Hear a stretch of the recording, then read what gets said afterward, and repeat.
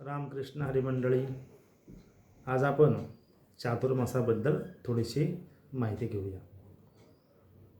आता सध्या मराठी महिन्यानुसार आषाढ महिना चालू आहे आणि 25/7/2026 देवशयनी एकादशी आहे.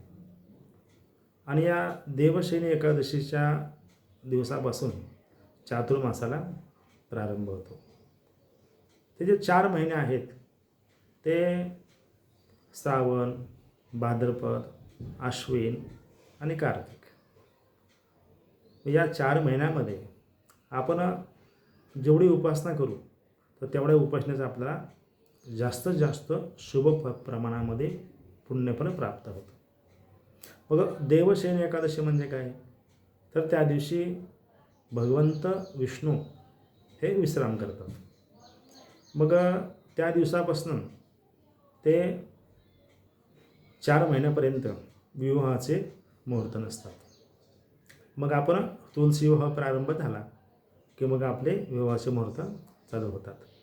मग हा 4 महिन्याचा जो कालखंड आहे तर 4 महिन्याच्या कालखंडामध्ये बऱ्याचशा प्रमाणामध्ये पाऊस असतो, रोगराई येते, आजारपण वाढतात आणि जे मोठमोठे संकट आलेले आहेत या चातुर्मास्याच्या काळामध्ये आलेले आहेत. आपण इतिहास पाहतो.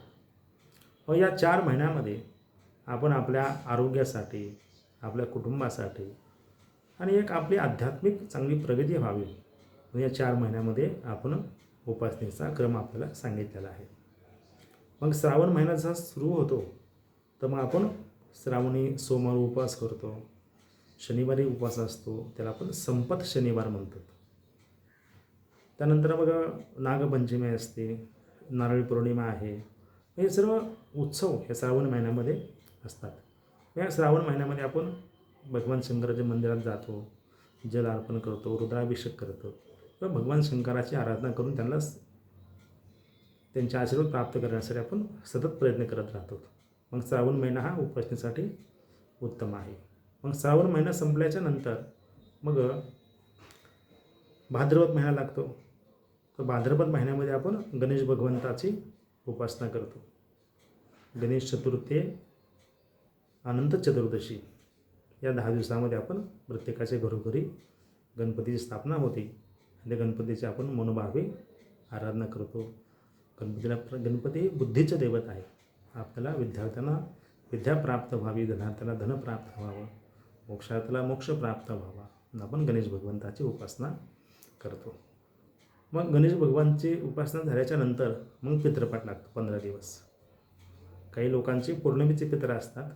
कृष्ण प्रतिपदा ते सर्व पित्रे अमावस्या या कालखंडामध्ये प्रतिपदा, द्वितीया, तृतीया, चौथ भरणे असे प्रत्येकाचे तिथीप्रमाणे आपण त्यांचे श्राद्ध कर्म करून घेतो, पितृजनाला संतुष्ट करून घेतो.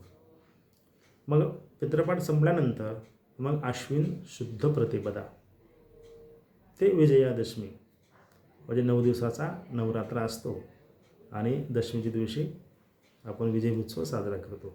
मग 9 दिवसामध्ये आपण दुर्गा मातेची उपासना करतो. त्यामध्ये आपण उपवास करणे, दीपप्रज्वलन असतं, अखंड दिवा लावणे, सप्तशतीचे पाठ असते, कुमारिका पूजन असेल, होम हवन असेल, हे सर्व आपण जे कार्य आहे देवीच्या प्रीत्यर्थ शक्तीची उपासना म्हणून आपण नवरात्रामध्ये 9 दिवस देवीची उपासना करतो.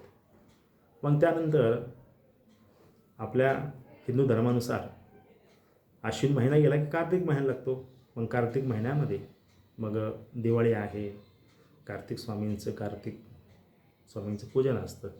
अशा 4 महिन्याच्या कालखंडामध्ये आपण जास्त प्रमाणात